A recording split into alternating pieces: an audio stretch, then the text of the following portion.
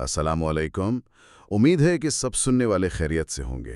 اللہ تعالیٰ سب کو ہمیشہ توانا اور مسکراتا رکھے۔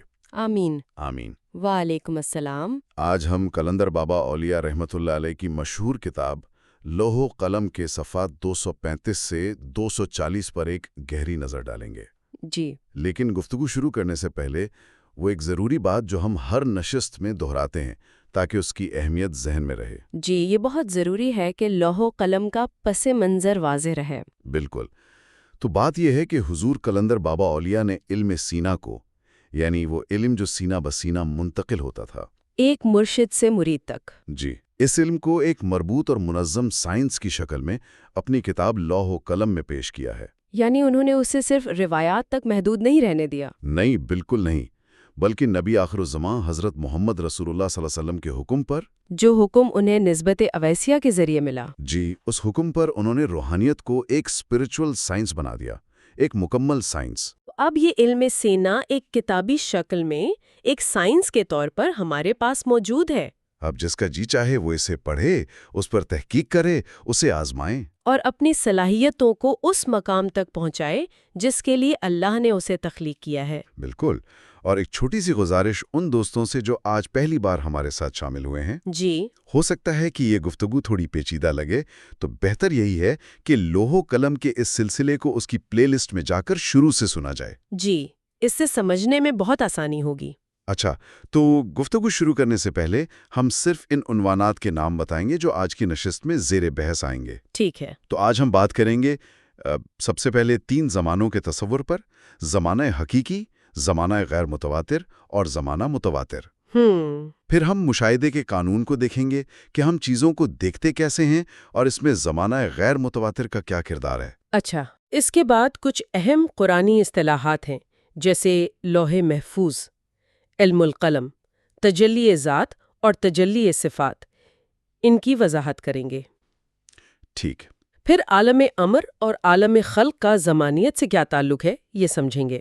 اور آخر میں کچھ بہت ہی اہم قرآنی آیات کا گہرا مفہوم سمجھنے کی کوشش کریں گے اسی علم کی روشنی میں۔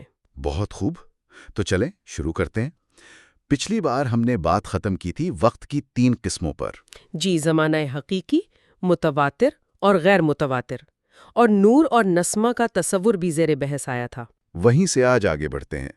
کتاب کے صفحہ 235 پر ایک بڑی دلچسپ مثال ہے کہ جب ہم کسی چیز کو دیکھتے ہیں تو پس پردہ کیا ہو رہا ہوتا ہے۔ جی، مشاہدے کا قانون۔ بظاہر تو یہ ایک پلک جھپکنے کا کام لگتا ہے۔ ہاں، بس دیکھا اور ہو گیا، لیکن اس کے پیچھے تو ایک پورا نظام کام کر رہا ہے۔ بالکل۔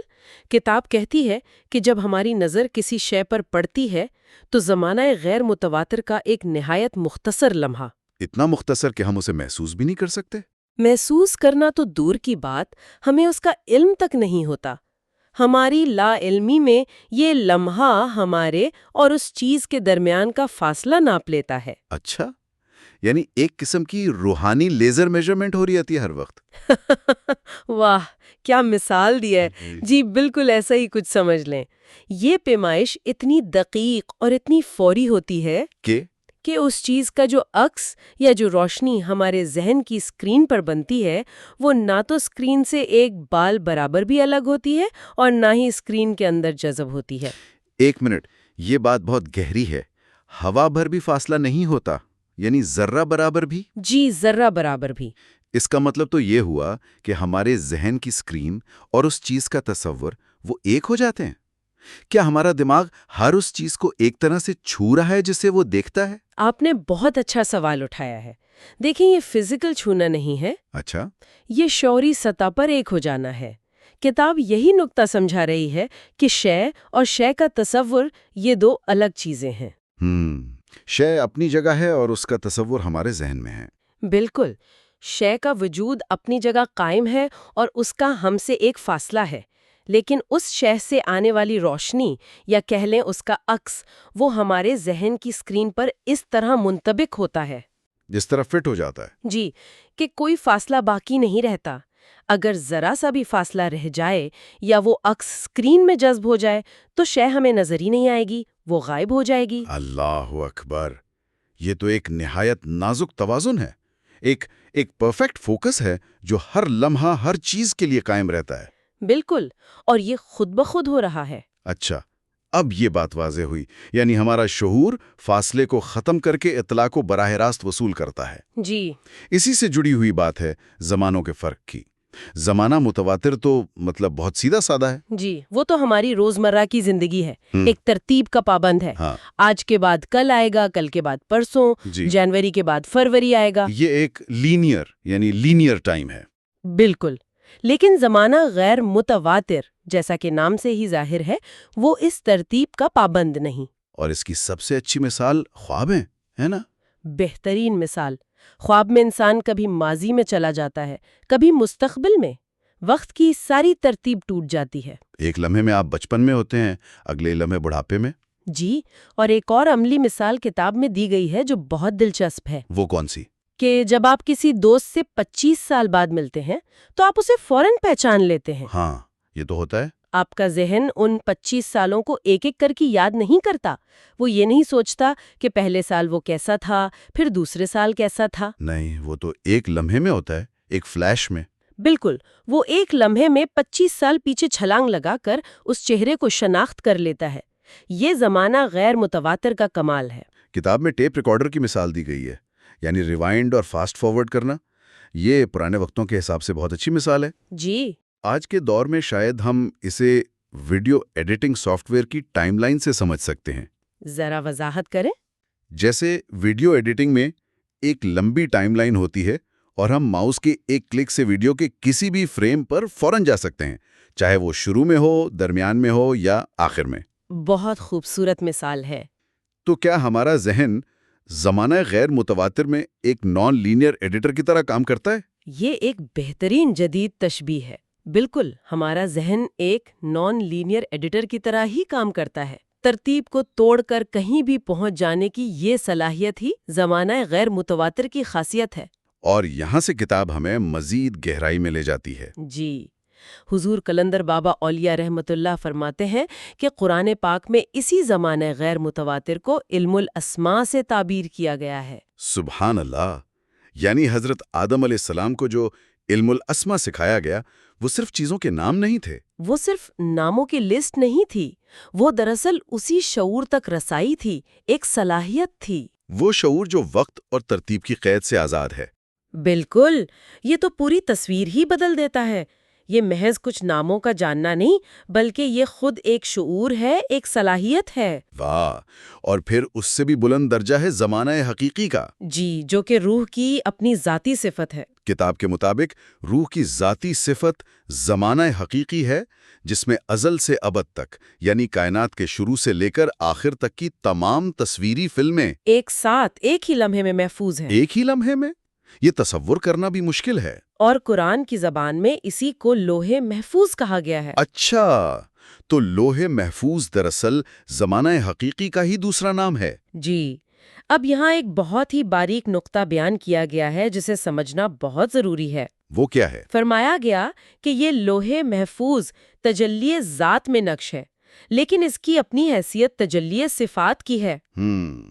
یہ تھوڑا پیچیدہ ہے، تجلی ذات اور تجلی صفات۔ ذرا اس کو آسان الفاظ میں سمجھائیں۔ دیکھیں، اس کو ایسے سمجھیں کہ تجلی ذات کائنات کا ماسٹر بلو پرنٹ ہے، وہ اصل آئیڈیا جو ناقابل دید ہے اور ہماری سمجھ سے بالاتر ہے، یعنی دا سورس کوڈ کہہ سکتے ہیں۔ اور تجلی صفات یا لوح محفوظ اس بلو پرنٹ سے بنا ہوا ایک کائناتی کلاؤڈ سرور ہے۔ کائناتی کلاؤڈ سرور، واہ! جس میں ازل سے ابد تک کا ہر ڈیٹا پوائنٹ، ہر اطلاع، ہر واقعہ محفوظ ہے، اور روح اس سرور تک رسائی رکھتی ہے۔ کیا زبردست تشبیہ ہے! یعنی ذات ایک ناقابل بیان حقیقت ہے اور اس کی صفات اس کائناتی ہارڈ ڈرائیو کی طرح ہیں جس پر سارا علم نقش ہے۔ بالکل۔ تو جب اللہ تعالیٰ نے فرمایا کہ میں نے آدم کے پتلے میں اپنی روح پھونکی، تو اس کا اصل مطلب یہ ہوا کہ انسان کے اندر زمانہ حقیقی کا شعور ڈال دیا گیا۔ جی، یعنی اس کائناتی سرور کو، اس لوح محفوظ کو ایکسس کرنے کی صلاحیت ڈال دی گئی۔ بالکل، یہی وہ صلاحیت ہے جو انسان کو باقی مخلوقات سے ممتاز کرتی ہے۔ یہی وہ صلاحیت ہے جو انسان کو تجلی ذات یعنی علم القلم اور تجلی الصفات یعنی لوح محفوظ کے مقابل کھڑا کرتی ہے۔ یعنی وہ اس علم کو پڑھنے اور سمجھنے کی اہلیت رکھتا ہے۔ جی، اسی بنیاد پر کتاب میں مزید وضاحت کی گئی ہے۔ قرآنی اصطلاح میں تجلی الصفات کو عالم امر کہا گیا ہے۔ عالم امر یعنی the realm of command۔ جی، اور باقی دو زمانوں یعنی متواتر اور غیر متواتر کو ملا کر عالم خلق کہا گیا ہے۔ یعنی the realm of creation۔ درست۔ اچھا، تو یہ تقسیم اس طرح ہے۔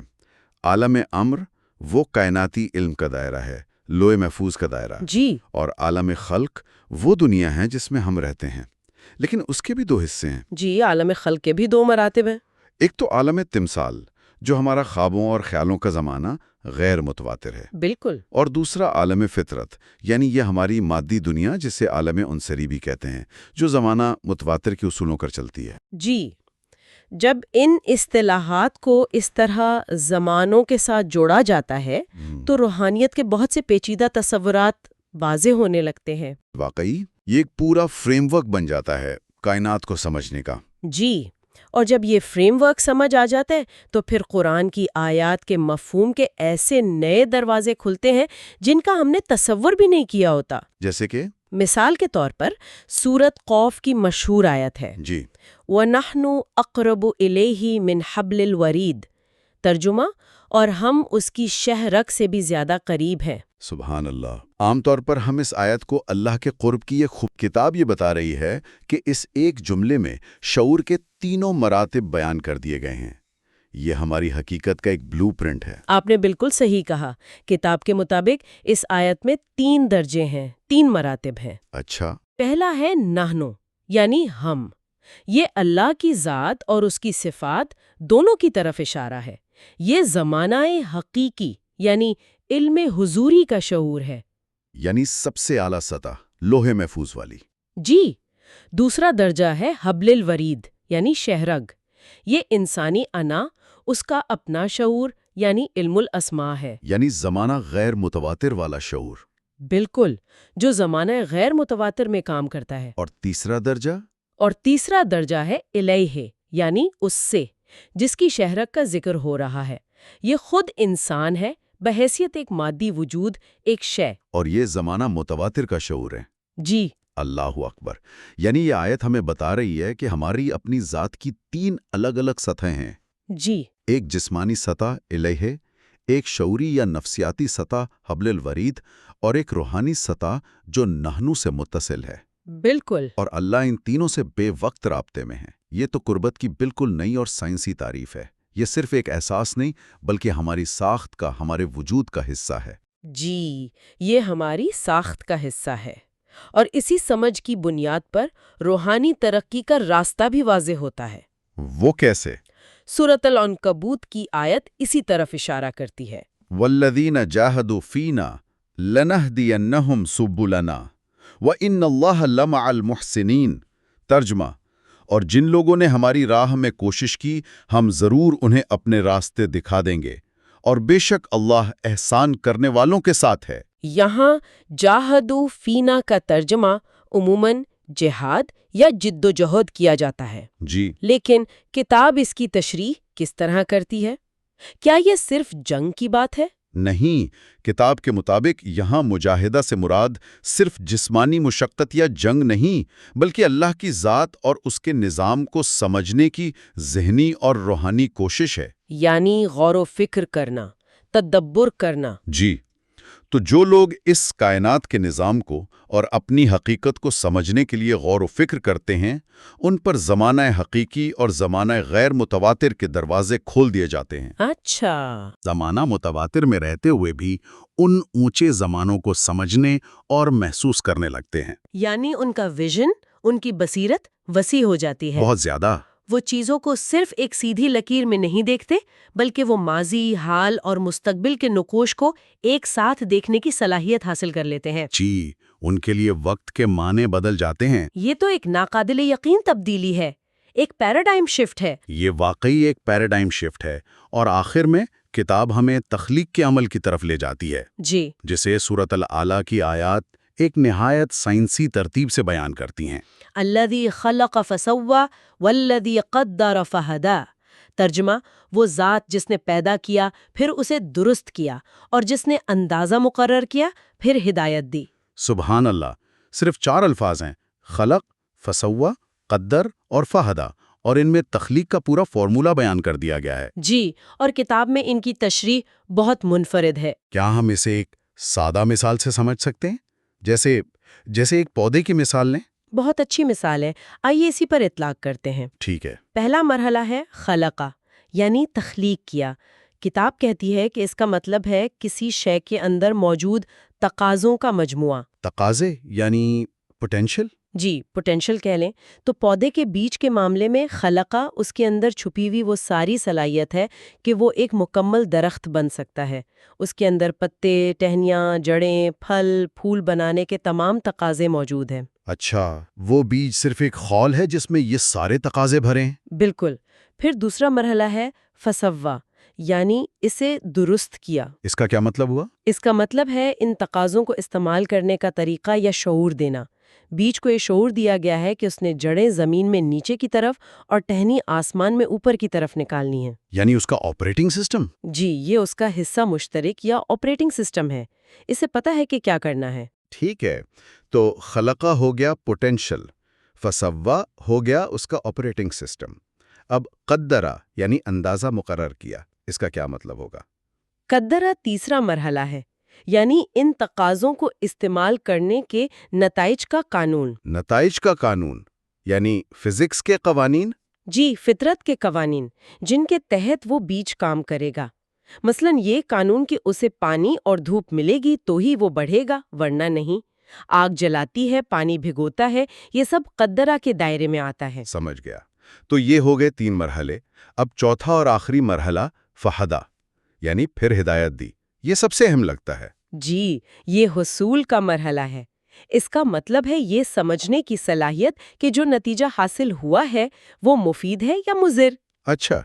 پودے کے اندر یہ ہدایت ہے کہ وہ سورج کی طرف مڑتا ہے کیونکہ یہ اس کے لیے مفید ہے۔ وہ زہریلی مٹی سے اپنی جڑوں کو بچاتا ہے کیونکہ وہ اس کے لیے مضر ہے۔ اور انسان کے معاملے میں؟ انسان کے معاملے میں یہی وہ اندرونی قطب نما ہے جسے ہم ضمیر کہتے ہیں، جو ہمیں بتاتا ہے کہ کسی عمل کا نتیجہ اچھا ہے یا برا۔ یہی اصل ہدایت ہے۔ سبحان اللہ۔ تو تخلیق صرف کسی چیز کو بنا دینا نہیں ہے؟ نہیں، یہ ایک مکمل 4 قدمی پروسیس ہے۔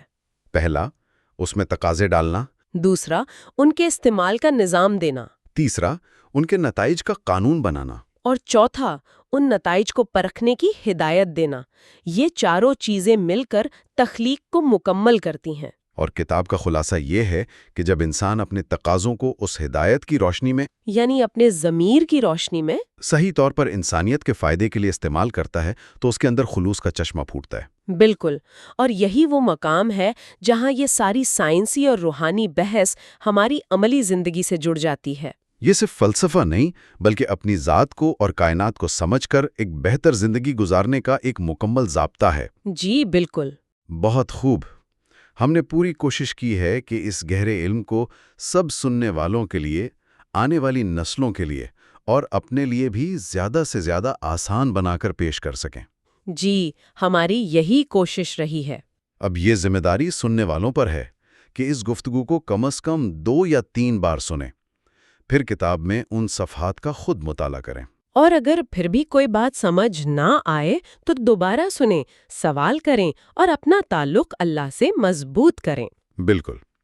اس گفتگو کو ان لوگوں کے ساتھ ضرور شیئر کریں جو سلسلہ عظیمیہ یا روحانیت کے بارے میں سوال کرتے ہیں لیکن تفصیل سے سمجھانا مشکل لگتا ہے۔ جی، یہ ان کے لیے بہت مددگار ثابت ہو سکتی ہے۔ چینل میلوڈی آف ڈیوائن کو سبسکرائب کریں، ویڈیو کو لائک کریں اور کامنٹس میں ہمیں بتائیں کہ آج کی گفتگو سے کیا نیا سیکھا۔ آپ کے تاثرات کا انتظار رہے گا۔ اللہ حافظ۔ اللہ حافظ۔